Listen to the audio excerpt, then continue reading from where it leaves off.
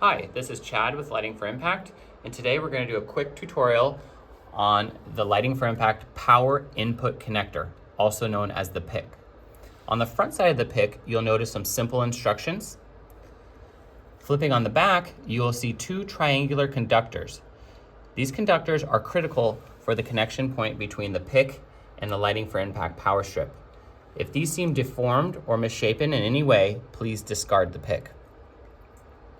Flipping around to the front, you'll see one of the arrows is labeled Start. To begin the installation, orient the PIC so that the Start arrow is pointing straight up. At this time, the PIC can engage with the power strip.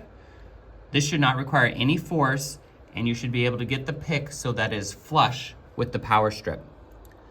Also at this time, you should have some free rotation with the PIC. If for any reason the PIC is not flush with the back of the power strip, or you cannot rotate freely, there is something wrong, and please discard the PIC.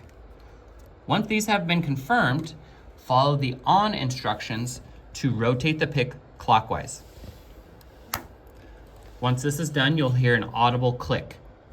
At this point, the locked arrow will be pointing up, confirming the connection. If this process is followed correctly, you will have properly installed your PIC. Thanks for watching.